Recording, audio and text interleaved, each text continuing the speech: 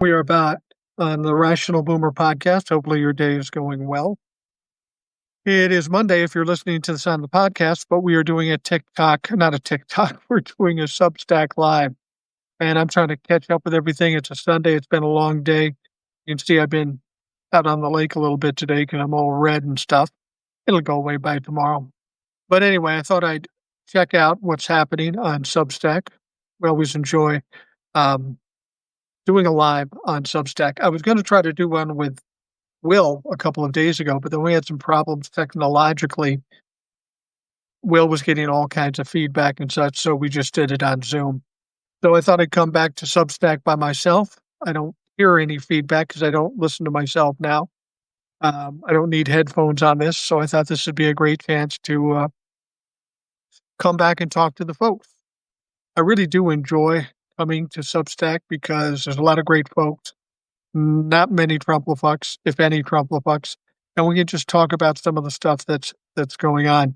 And frankly, this coming week that we're headed into is going to be quite a crazy week. We're got a couple of big meetings. Now we know that the Congress or the House of Representatives is going to have to come up with some kind of plan for a budget or continuing resolution by October 1st. That's by Tuesday night at midnight. And it's not looking good, to be perfectly honest with you. We've got Mike Johnson with the Republican side needing to get in the mix and do some negotiations, but they got scared off by the likelihood of a discharge petition being signed off on, the 218th vote, which would allow the bill to go around Mike Johnson and have a full House vote on whether or not we should release the Epstein files. Apparently, that's making Mike Johnson a little nervous, making the Republicans nervous, and making Dirty Diaper Donnie Trump feel really fucking nervous. So this past week, Donald Trump instructed them to take a few days off, which seems kind of weird because you got to come up with a plan so the country doesn't shut down. Now, Donald Trump was going to meet with Democratic leaders last week, and then he tried to play tough guy, tried to play hardball, and said, yeah, we're not meeting with them. They're not asking for realistic things. Well, let's just understand what the Democrats are asking for. They're asking not to cut Medicaid and not to take away the subsidies on the ACA. So what that means is the Democrats are saying, please don't take away health care from millions of people. And apparently for Donald Trump, that's a bridge too far. So here we are. This has to be done by Tuesday night at midnight. Now, the Republicans are doing everything they can to try to blame the Democrats for that, but it's pretty fucking ridiculous when you think about it. I mean, Jesus Christ, they have the majority in the House, the majority in the Senate, and the presidency, but somehow it's the Republicans' responsibility to pass this budget or this continuing resolution. And the thing is, it wasn't going over very well. He was trying to use that message to blame the Democrats. Of course, Donald Trump's a genius, so he knew he could convince the Democrats to believe the Democrats were at fault for it. Well, they're not, and it wasn't working too well, so now they're getting nervous. Because when it comes down to it, the last thing they want is the country to shut down. We've already got tons and tons of fucking problems, and if it shuts down, it's just going to get worse, and the Republicans are going to cause a problem. So Donald Trump tries to intimidate, tries to bully, and he says at the last minute, well, if you shut down the government, we're going to do mass firings of federal employees. Now, even the Democrats are going, wait a minute, that's a little fucking crazy. We don't want a bunch of people to lose their jobs. We don't want to be responsible for that. So now there are some Democrats getting a little, feeling some kind of way about it. And that's not what we need. Still, the Democrats haven't moved much. So what does Donald Trump do? He says, okay, I will meet with you Monday, today, and we'll just talk it out. Now, the way I understand it, it's going to be Donald Trump, it's going to be Mike Johnson, Chuck Schumer and Hakeem Jeffries in this meeting.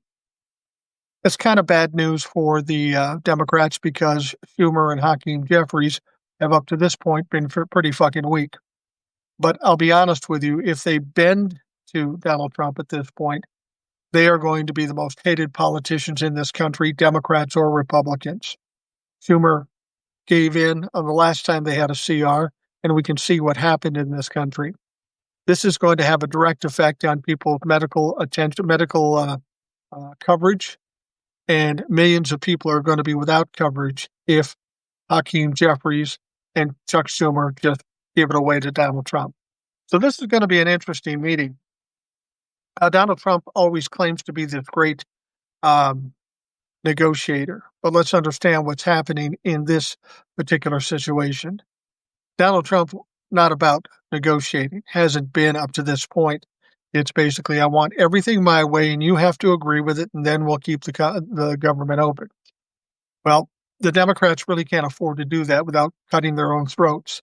So it's going to be interesting to see what happens. Now, the other thing that could happen, there's two lines of thought when it comes to Donald Trump. Donald Trump agrees with whoever he talked to last. And we're seeing that with the Ukraine-Russia thing. 1 minute you think he's siding with Ukraine. Next minute you think he's siding with Russia. And that just shows how stupid that motherfucker is. So they're going to talk. And Tuesday night at midnight, they are going to shut down the government unless some agreement has come to pass. I don't know that they're going to be able to do it. Hell, the House, the Representatives, the Republicans aren't even coming back until October 1st. So what it seems like is a shutdown is imminent. Donald Trump may or may try to pull this out of his ass and try to save it. But I'm guessing when they get to this meeting, and Schumer and Hakeem Jeffries don't bend to him because he's a masterful negotiator, he's probably going to get pissed. And when he gets pissed, he doubles and triples down. So we may very well get this shut down. And to be perfectly honest with you, for the Democrats, as bad as a shutdown can be for a lot of people, there's a lot of things going on now that are pretty bad for people. But as bad as it could be, the alternative is almost as bad with people losing their health care. The Democrats really need to stand strong. They get what they want, or they shut the motherfucker down. That's what they've got to do. You've got to call them on their bluff for once and make them deal with the consequences. Democrats are known for watching the Republicans get themselves in a mess, and then they help them get out of it. That's got to stop. That's got to stop. They won't learn a fucking thing if you keep rescuing them. You've got to shut down the government and let them hammer themselves. Mike Johnson ran away, said TJ. That's exactly what he did. He ran away, or he was directed to run away by Donald Trump. Now, Mike Johnson, what he did was he told the Republicans in the House, take 4 days off. Again, you're right in the midst, in the final days of this budget shutdown, and you tell them to take a vacation. That's how scared they are of these Epstein files. As I've said before, there's a discharge petition out there. They need 218 signatures. They have 217. They have a new representative who needs to be given the oath and seated, but Mike Johnson is delaying it unconstitutionally, by the way, and they don't want to do this. Well, they're not going to be able to run forever. They're going to have to seat this person. She will then sign the 218th signature on this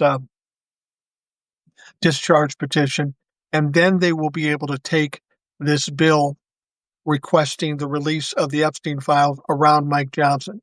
Mike Johnson can't stop it, and he's freaking the fuck out about this. Now, whether this will bring us in quick order to releasing the Epstein files, I'm not sure, but you have to understand what the problem is here for the Republicans. It's not about releasing the files as yet. Ultimately, that's the problem. But what the problem here is once this bill is brought to the floor, then people have to vote. They have to publicly vote for what they want.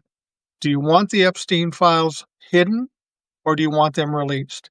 And if you vote that you want them hidden, like a lot of Republicans will vote for, Now they're gonna have to answer that question in the media, in their town halls, in the next election. So this is why they're freaking out about it. Carl Otero says, "Our government sucks." I'd have to concur. At this stage of the game, we do suck. People would say we're the greatest country in the world, and I will categorically say in my mind, that's not at all true. We're not even in the top 10 right now with Donald Trump in charge. All right. Release the Epstein files. Absolutely. Spacer says, I'm pissed over what's happening in New Jersey. Have you seen what's happening with the governor's race over there? I've only heard bits and pieces of it. I haven't heard a lot of it. So you may have to enlighten me on this. But please give us the information. Now, the other meeting that's going on today or this week is on Tuesday or Wednesday, I think. And this is this wonderful meeting that somehow Pete Hegseth decided to have. He's calling in 800 generals and admirals, upper brass of the entire military, to come to a meeting in Virginia. There's a lot of security problems with this whole thing, but of course, security, national security isn't a thing with Pete Hegseth. He doesn't seem to be concerned by that. But he's going to bring these people in, and everybody's wondering what he's going to do. Some people say he's going to decapitate the military by firing all the generals. Other people will say that he's looking to start a war in Venezuela or someplace else. Other people are suggesting that he's going to give a rah-rah speech. We've also heard that there's going to be video cameras there. Of course, they need that photo op. They're going to have video of Pete Hegseth talking to all the generals, and oh boy, he will look so fucking tough. I can't wait. But then we got the surprise, not a surprise, that apparently Donald Trump is going to show up at this meeting. And the reason it's not a surprise is because Donald Trump hates it when something's big and the attention is pulled away from him. Remember the situation with Charlie Kirk? Everybody was saying, oh, I'm sorry for Charlie Kirk. And he says, yeah, that's terrible. I'm doing fine. But what about my ballroom? See, that's who Donald Trump is. If somebody's getting more attention than him, he has to dip his beak in there and try to steal as much of it as he can. Now, this meeting with Pete Hegseth and all the generals has been big news. So now Donald Trump says he's going to attend. Everybody's very worried about the negative things that could come out of this, and justifiably so. We should be concerned about those things. But consider the track record between Donald Trump and Pete Hegseth. It's probably going to be very stupid. It's probably going to be a waste of time, and they're most probably going to fuck it up and embarrass themselves. That's just the likelihood, given what we've seen in the past. Spacer says also Eric Adams announced he's dropping out of the mayor's race in NYC. You're right, Eric Adams is the sitting mayor of New York. He should be in jail, but Donald Trump basically put the kibosh on that, and he decided to run again, not as a Democrat, because Mondami is the Democratic candidate. He decided to run independent. And then, of course, he wasn't doing too well in the polls at all. So he decided to step away. How that will affect the race, I'm not really sure. We've got Andrew Cuomo in there, too. He's the one that lost the primary to Mondami, but he still wants to run against Mondami. Apparently, he feels like he'll do better generally than he will in the primary because he got his ass kicked in the primary. Part of what's troubling about Andrew Cuomo is that while he's a Democrat, he's been consulting with Donald Trump and the MAGA fucks. He's been looking for help from them. Keep in mind, Andrew Cuomo left his job as governor in shame for sexually harassing women and all other kinds of corruption. He had to quit. It was that bad. And now he wants to be the mayor of New York. It doesn't seem likely. I think Mondami should win that race pretty easily. If you looked at the polling when Eric Adams was in, he was still around 40%. So these other guys weren't even close. And I suspect when we get down to it, come to the election time in November here, not that far off, he'll probably maintain that lead and probably win that race. And when he does, what's going to be interesting, that's going to send a very loud message, not only to Republicans, but to the Democrats too. A lot of Democrats don't like him because he's Muslim. He's too young. They think he's a socialist. All he's really doing is you people who pay a lot of taxes should get something in return, and it shouldn't all go to wealthy people. That story, that information is hitting a note with young people in this country and older people for that matter. So for whatever reason, the Democrats are freaked out about the possibility of him becoming mayor of New York. Not so much as they care about what happens in the city of New York, but it sets a tone for future elections. And it's a tone that's about due. We need younger people coming and running for election in this country. I've said before, we've got a lot of boomers, some Gen X that are politicians, and they're making decisions that will affect young people long after we're dead. That doesn't seem right.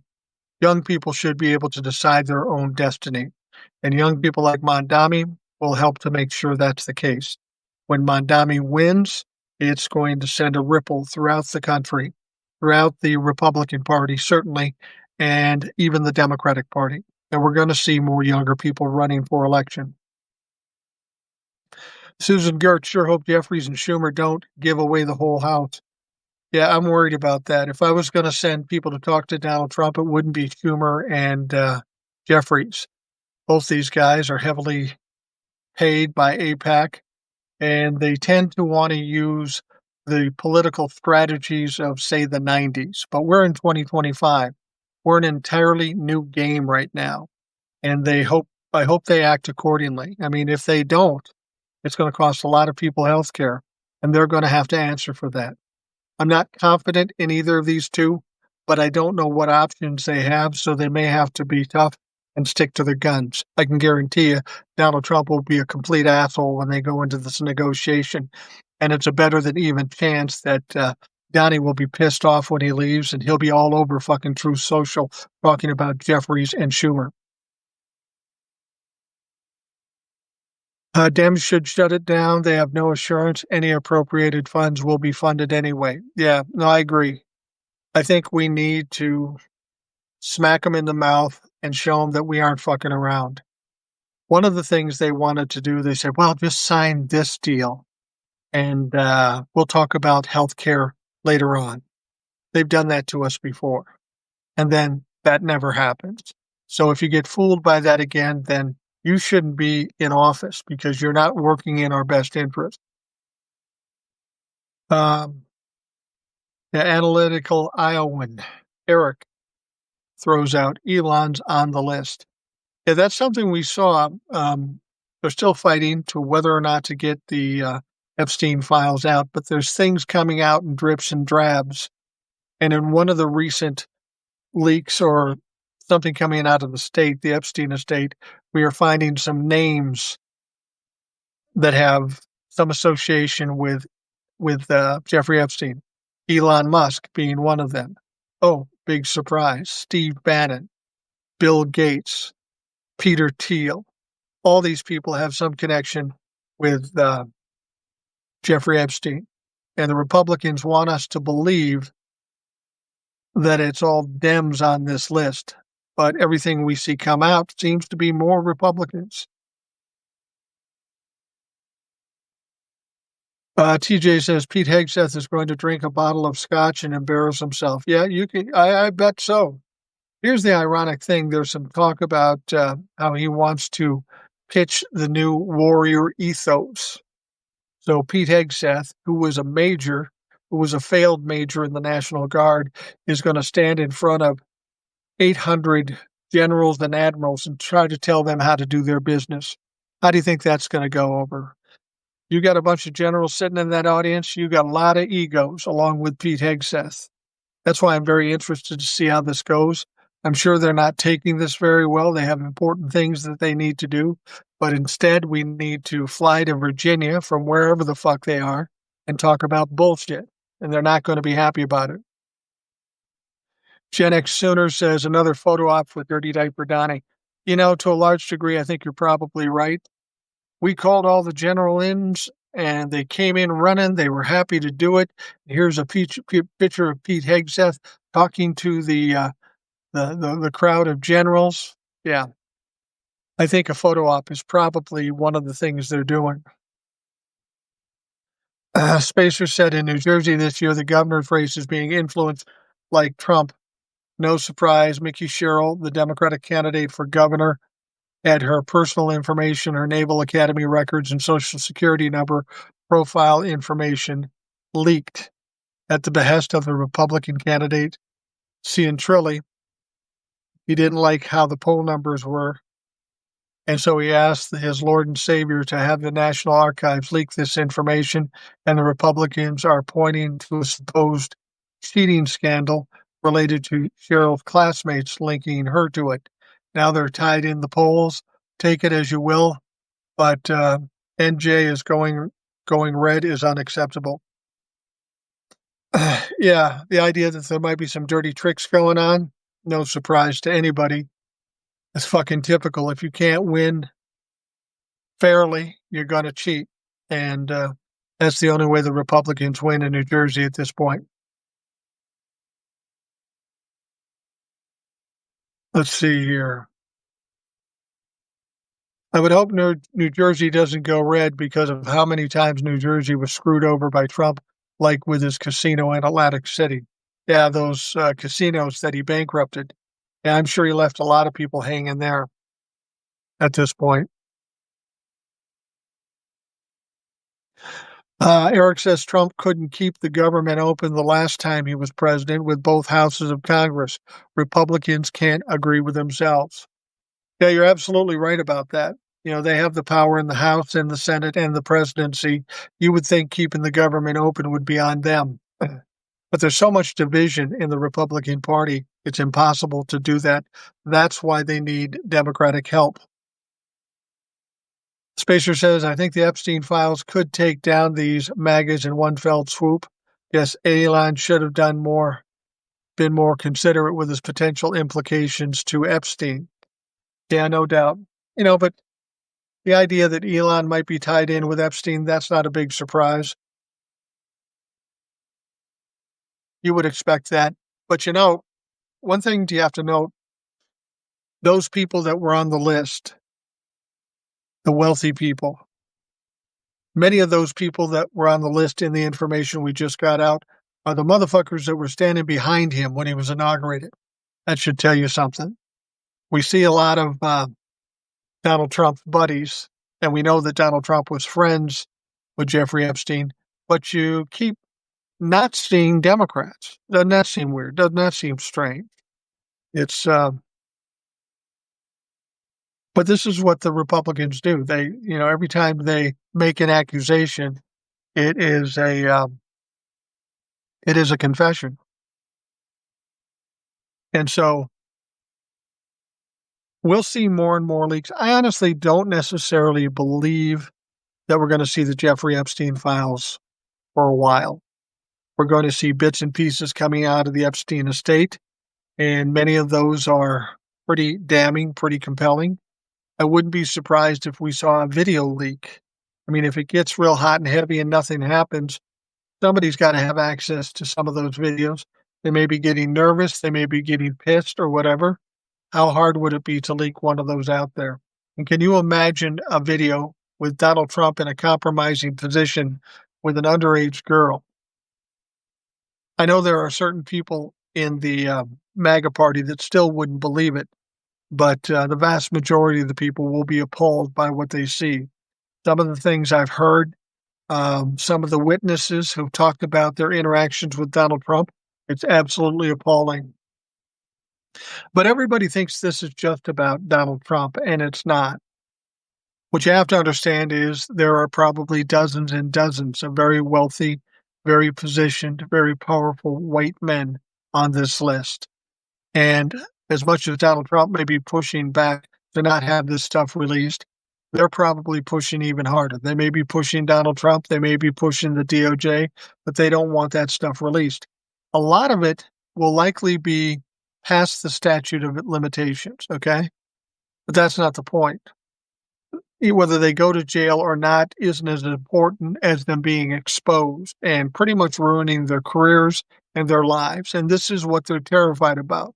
They're absolutely terrified about this. And they'll do anything they can to make sure that it doesn't get out. Now, you notice Ghislaine Maxwell got her little boost and an easier gig down in Texas as far as being in prison. I don't know that she'll come into play much more. They pretty much wore that out, and I don't know that she can do them any good anymore. All Donald Trump wanted her to do is not mention his name or not implicate him in stuff, and she didn't. So she got a better position in prison. Nobody believes this woman. She's a convicted felon. She has committed heinous crimes. She's not a good witness for anybody, so who gives a fuck? Let her stay in jail and rot and just release the goddamn file. That's all you really have to do. So we'll see what happens now when Congress comes back in office on October 1st, when the Republicans come in. Mike Johnson can't continue to try to delay the seating of this new representative. They just can't. Give you an example, when there was a special election and a Republican was elected, she was seated and given the oath within 24 to 36 hours. It was that quick. Mike Johnson is making all kinds of excuses as to why he can't seat this woman, but we know why it is. As soon as she's seated, she will be the 218th signature of this discharge petition, and then Mike Johnson has no control. He can't stop it. You can bet that Donald Trump will still be kicking his ass for allowing this to happen. But if that 218th signature comes and they can place it on the floor to vote on whether or not to release the Epstein files, people are going to be freaking out. There's a lot of people that don't want to sign this as far as keeping this Epstein files hidden, but they also don't want to piss off Donald Trump. It'll be interesting to see what they do. See who they're more afraid of. Are they afraid of their constituents, or are they afraid of Donald Trump? I will tell you now, if they had any sense, they would be afraid of their constituents, because they can make sure that you don't have a fucking job.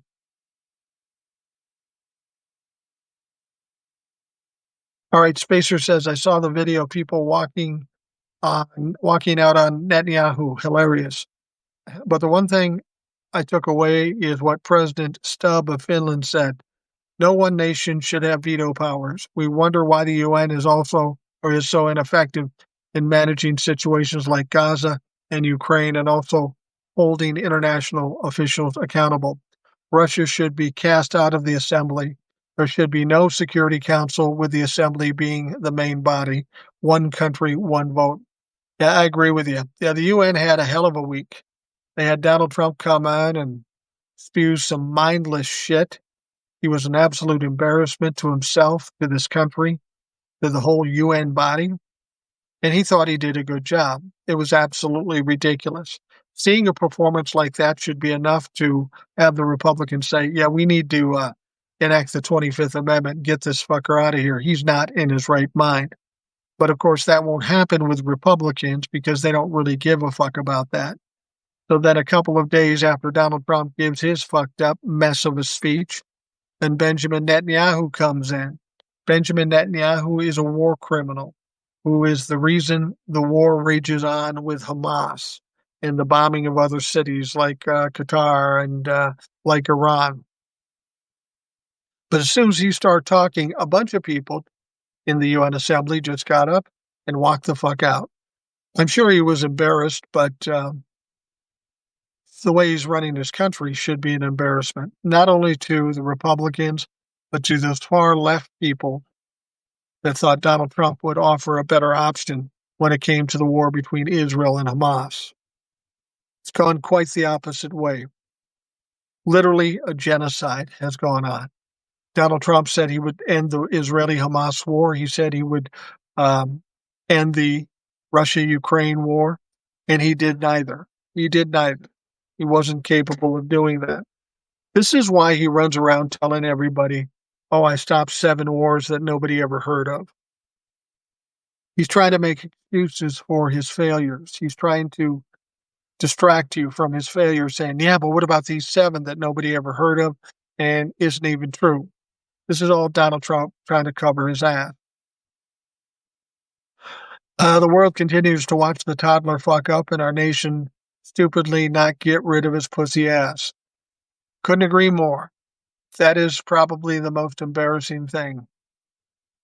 It's not bad enough that Donald Trump is president of the United States and continues to say and do stupid shit. But to know that we as a country put him there. Twice. Twice we put him there. We've got a lot of apologies to make when this is all said and done. Donald Trump will have done all of these crimes and this corruption, but somehow we have to address the fact that we were dumb enough to allow him to do it again.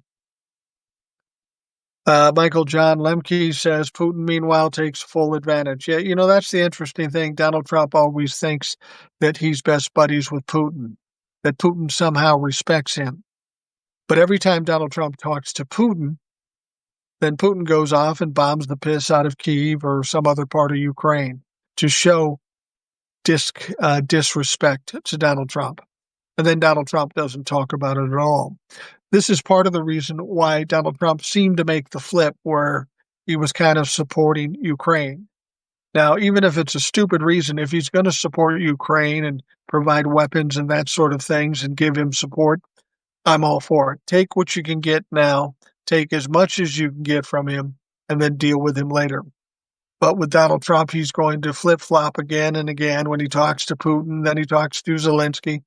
He can't stay straight on anything. Spacer says it also makes no sense how anti-democratic authoritarian states like China and Russia can have veto powers when they always vote against the better interests of the world. Yeah, it makes you wonder why they have any power to make any votes. These people are specifically going out in the world to damage everything. And you know what's interesting? If you were to really look at Russia and China prior to the whole Donald Trump experiment, if you were to ask them and they honestly answered, how do you plan to fight with America? The plan would be not bombs, not nuclear missiles, because that's crazy. That would end the world.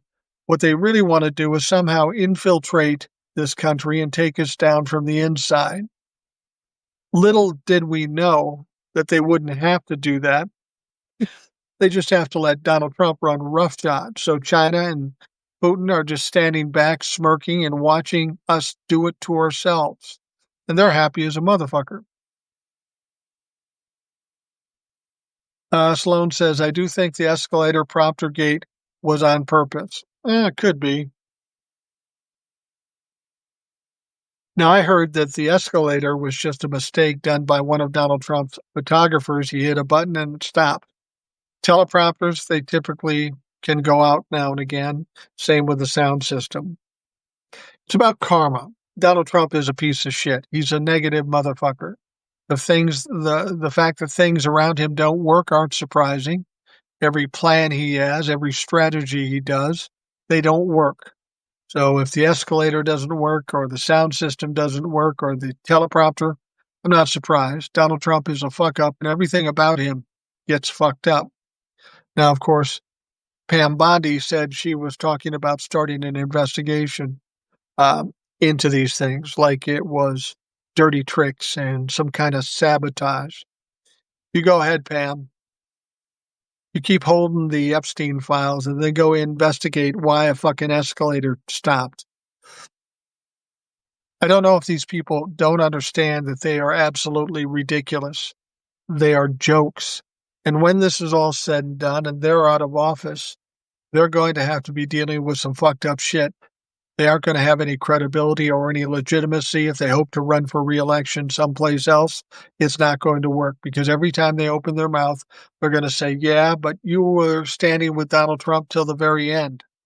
And by that time, Donald Trump will be little more than a pariah in this country. Rouser says, "What about the healthcare Trump is talking about, trying to either grift from American people or divert attention?" I think I know what you're talking about.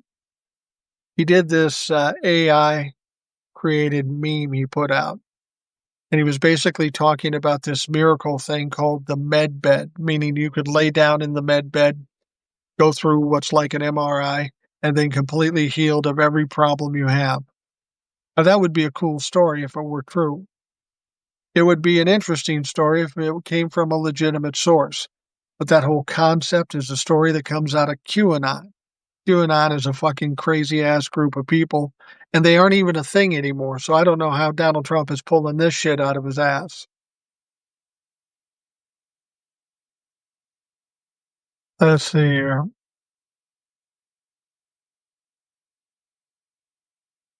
First of all, you don't get on an escalator when it stops moving. It is a safety thing. Secondly, I've heard that the teleprompter was organized by the administration, so the reason the promoter stopped working may have been on them. Well, of course, it had to do with them. I mean, what do we know about them? They always fuck up, and no one ever takes responsibility for themselves. They have to blame somebody else, and that's what they're trying to do, and it will be a joke. Wisdom says the Chinese will get some great deals on American farmland. Yeah, the Chinese or the oligarchs in this country, people like Peter Thiel or J.D. Vance, when these farmers end up going under. Now, I know a lot of them are excited about this potential bailout that Donald Trump talked about. Here's what you got to understand about Donald Trump. The idea that he's going to come up with money for the farmers, I wouldn't hold my breath on that fucking thing. What I know about narcissists, they make all kinds of promises, but they rarely come through with it. Look at all the things Donald Trump has said he was going to do for us. Healthcare in 2 weeks. Prices would come down. He's a pathological liar. I'll be surprised if he actually does bail out the farmers. And even if he does, it won't be enough, and it won't be soon enough.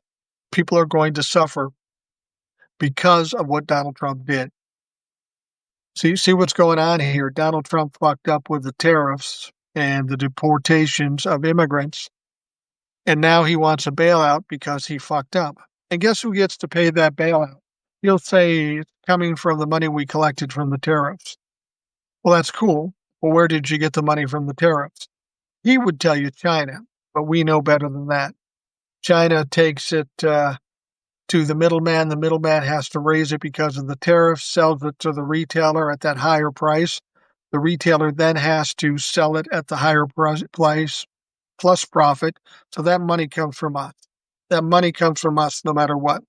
So the farmers want to be bailed out by the money from our taxes. So for all intents and purposes, that is socialism in their words, or a bailout or welfare, essentially. They seem to be really against welfare and bailouts unless it has to do with them. Then it's a fucking different story. What do you think about Hegseth calling all the heads of military in one central place, announcing the place, and Trump joining the circus? Well, that seems like a logistical nightmare security-wise. Having all those people in one spot, a couple of ways that won't help. You got them in one spot. If there's any kind of terroristic attack, you could take out a lot of people in that instance. Not to mention the fact when you pull all these generals off their battle assignments, that puts this entire country at risk and other countries around the world as well.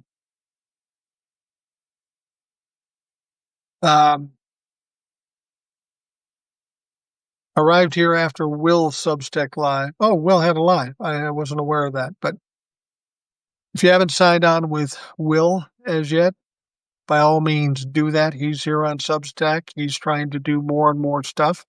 And you can find him at Binder 38 US. Someday farmers will figure voting red is a vote to screw their own asses. You would think so. You would have thought after what they went through during the 4-year term of Donald Trump, the first term, you would think they would have learned something. But even still, they didn't learn anything. That's why when we talk about the farmers and people say you aren't worried, you aren't sad, you don't feel empathy for them crashing and burning and losing their farms. Well, sure, I feel bad that some people will be made to suffer. Even some innocent people will be made to suffer. But here's the deal. If they didn't learn the first term, they're not going to learn this term unless they crash and burn. So if that's what it's going to take to get these people to learn and pay attention to what's going on, well, then I guess we have to do it that way. Trump bails out Argentina, and they sell their soybeans to China. Well, yeah. I mean, China's just doing what's in their best interest. If they can get soybeans cheaper someplace else, why wouldn't they do it? And there was like $20 billion worth of potential sales in soybeans to China from this country. Now it's zero. And you can blame that completely on Donald Trump. There is no other explanation for it. Donald Trump's tariffs are what caused it. So that's going to put a lot of farmers in bad situations. And I'm sorry for that, but you got to think a little bit when you vote. I mean, whenever I did something stupid and I got hurt and I'm crying, I go to my mom, and the first thing she would ever say is, "Did you learn anything?" And when she said that, and when I thought about it, I did learn some things, and I didn't do the same thing twice again. Apparently, the farmers need to learn something.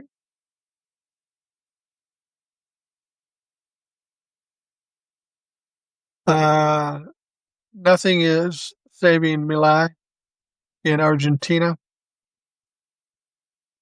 Inflation there is really high.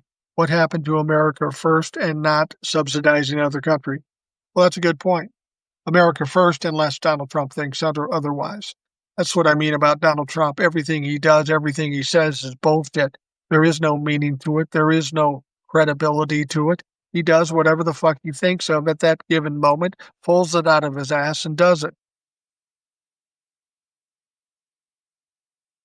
Farmers want to farm, not just occupy their stake. Yeah, well, that's my point. If you're happy with the bailout, what kind of fucking workers are you? How about you just go to work every day, you get paid a fair price, you make a profit, and you build a business? Instead, you're willing to take a beating by Donald Trump and save your soul for not selling product and not making money the traditional way, but getting bailed out by Donald Trump. If I had a business where the only way I could survive is getting bailed out by the government, I'd feel a little different about my potential.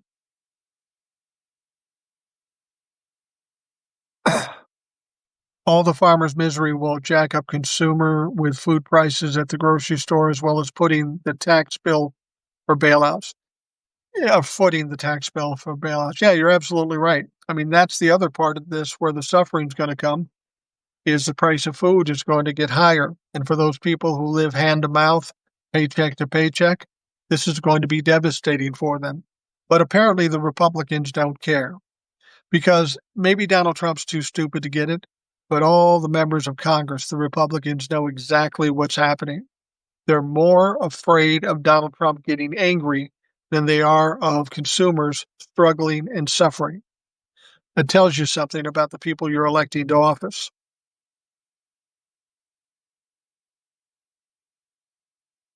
Wisdom says even if they had a market for their product, they still may not have help for harvesting. Yeah, it's a double-edged sword. China doesn't want their shit, and there's nobody to harvest this stuff either. So what the fuck?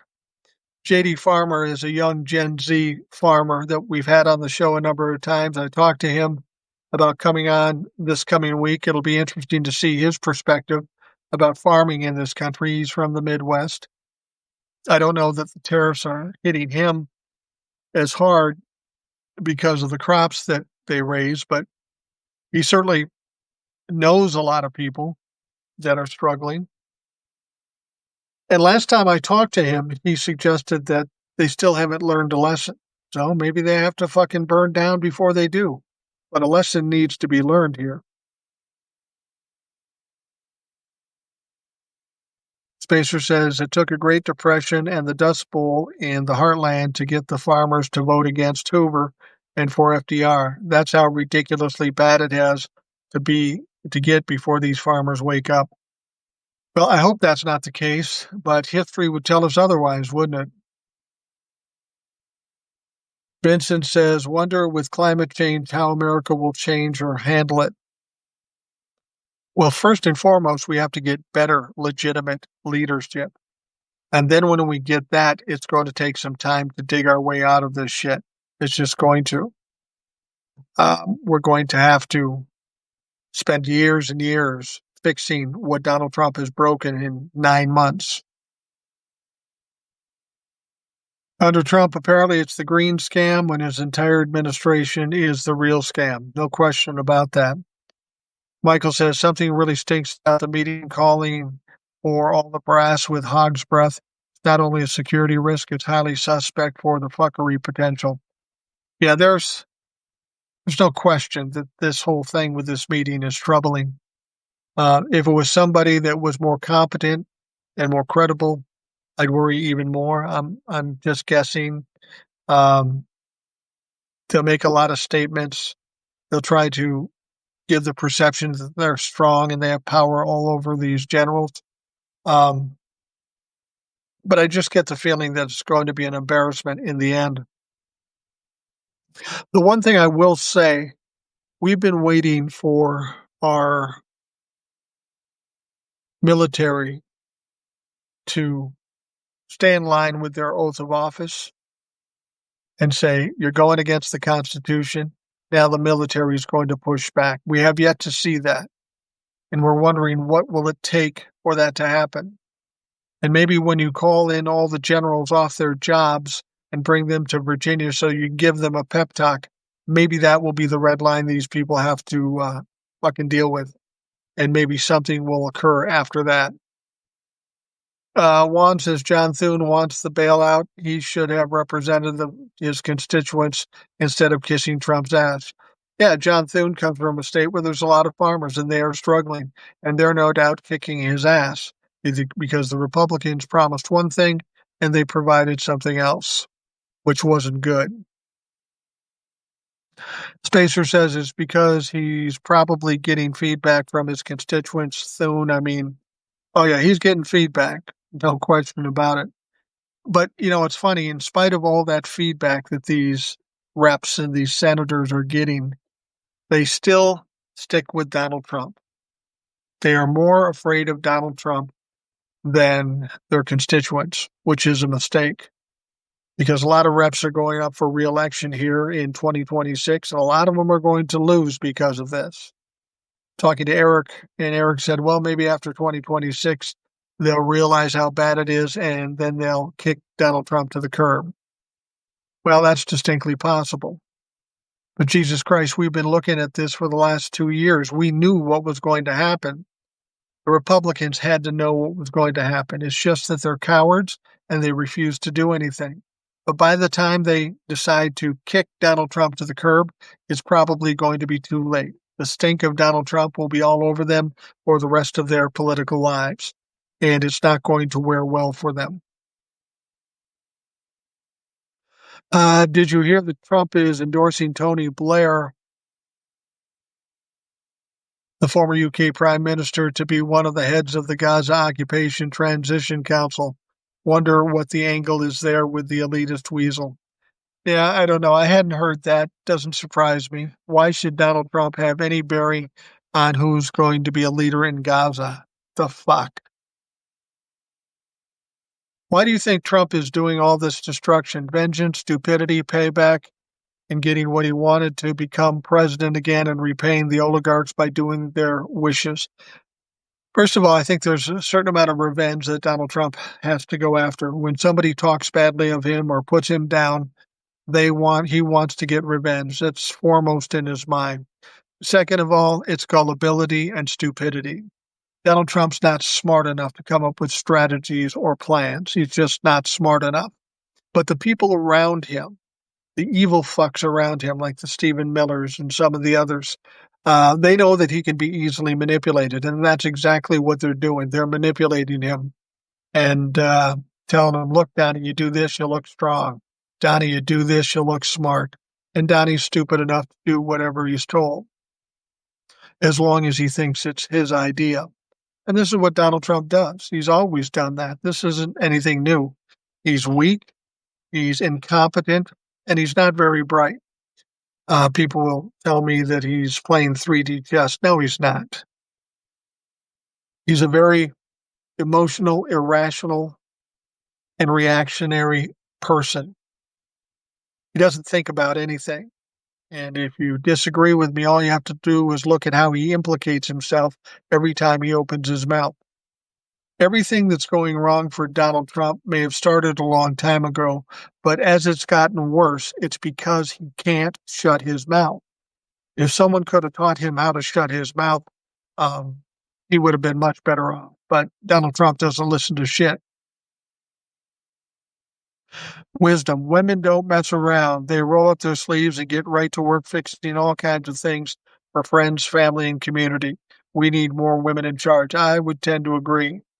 And when you say women don't mess around, who the fuck are you telling? I've been married 42 years. I know about my share of women, and if you want to get something done, allow them to do it. With some exceptions, they have one thing that doesn't come into play as much as with men, and that is ego. And I will tell you that ego is the downfall of most men. They get too caught up in their own self-worth. They get egotistical, and they make decisions that they hopefully will make people think they're strong or tough or smart or whatever. Women are more compassionate. And frankly, that's what we need in this country is more compassion. We've got a lot of people suffering and struggling in this country right now. And presumably Donald Trump and the Republican Party don't give a fuck about it. They don't care. I mean, you can show it to their face. We had another shooting today at a Mormon church in Michigan. The shooter, I'm sure they were going to come out and say, oh, it's the libtards, the radical liberals. They're the ones that did it. No, it wasn't. This guy was a rabid Republican, a rabid Trump humper. He ran his truck into the Mormon church. And if you've seen a picture of the truck after it ran into the church, you'll note in the back bed there are two big, very tall American flags hanging off the back. Does that sound like a liberal to you? What's that sound like to you? Sounds like it sounds like a Trump fuck without question. Wisdom says ego and their penises. Egos, yeah, they've got an extra large ego and an extra small penis. That's why they drive the big trucks. That's why they talk so loud, because they're trying to cover up for their diminishing qualities, if you will. Yeah, you're absolutely right. These people, these Trump-fucks, are the same kind of people I remember from being in high school. Remember that? They'd have their cars, and they weren't the coolest people in the world, so they had to have the biggest, loudest stereos. Now I'm talking the 70s, but that's how these people showed how tough they were and how manly they are. These people aren't manly. These people will try to tell you they're alpha males, but I've learned one thing. If you have to tell somebody you're an alpha male, you're not an alpha male.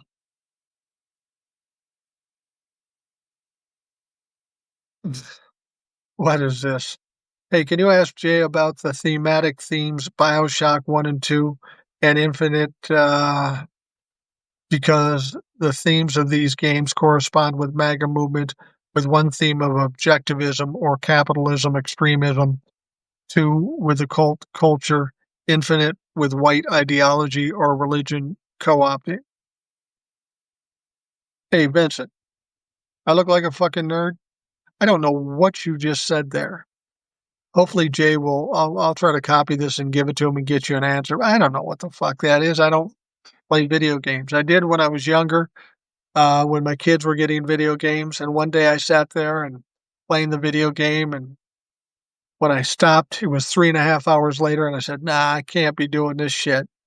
I got, a life to lead and, kids to raise and families to feed." Spacer says, "Michael, I kinda disagree with that.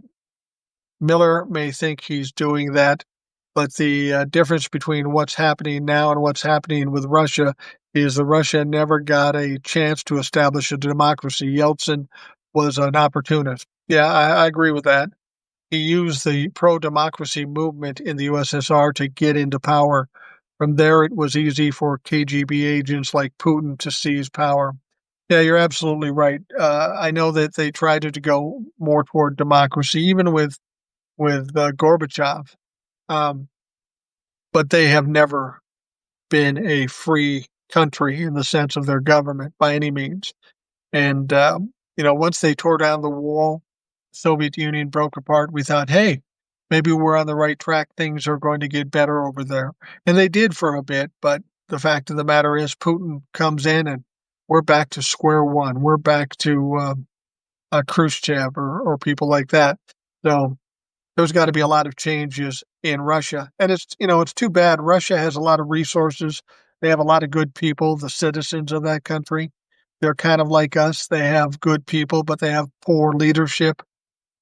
Israel has a lot of good people, poor leadership. And the United States of America has a lot of good people, as we know, and very poor leadership. This is the problem. We've all allowed these leaders to take power, and now they're taking advantage of us and misusing their power. And we've got to do something to get out of this. We absolutely do.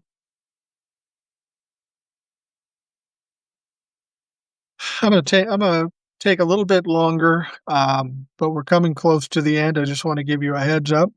Roseanne said, "Video games like fiction are often a microcosm of reality. Um, it's always been a way to understand and work out problems." I don't doubt that, Roseanne.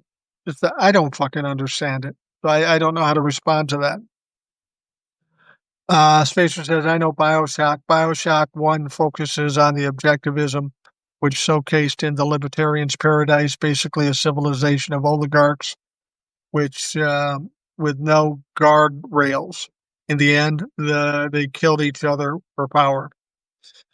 Well, that's exactly right. As much as they want this oligarchy, it will never end up good. It never does. It never will. So Miller is our Putin. I was saying he had his eye on Yeltsin's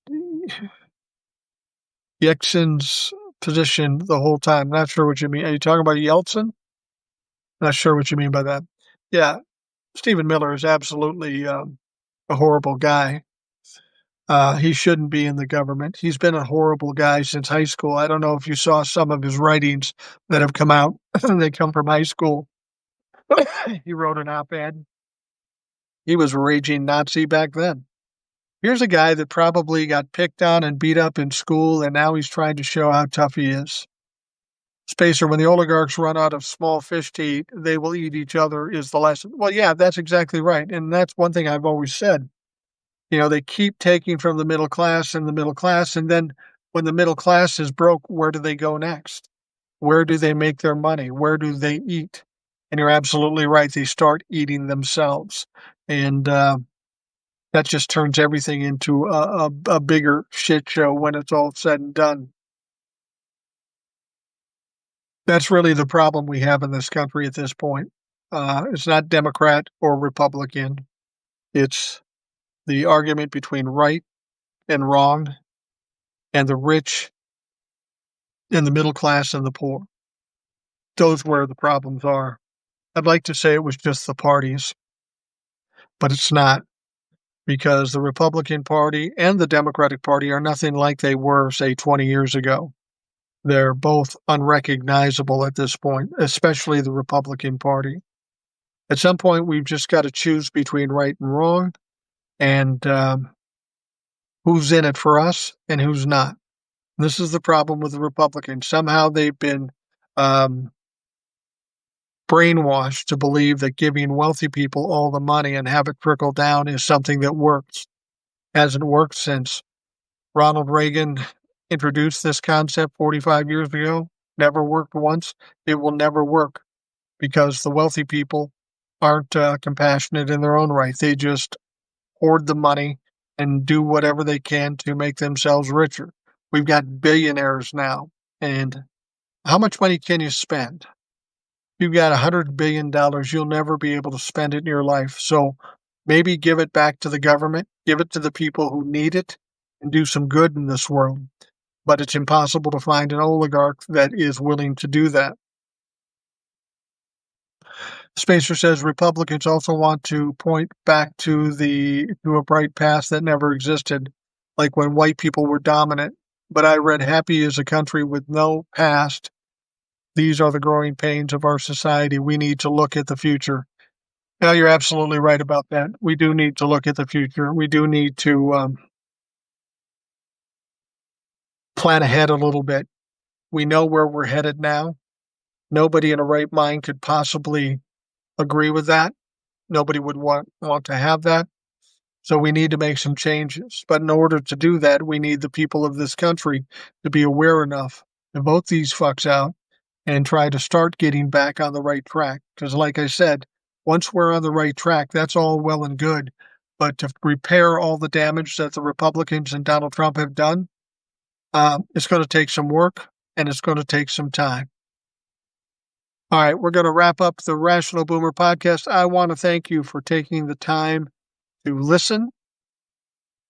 I want to thank you for showing up too. You folks are as important as anything to making something like this work.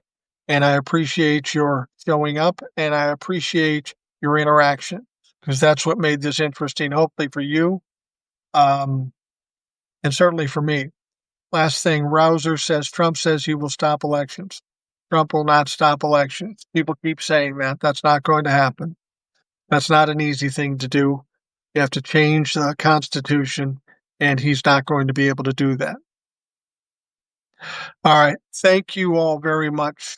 I hope you have a great day. We'll talk to you again tomorrow.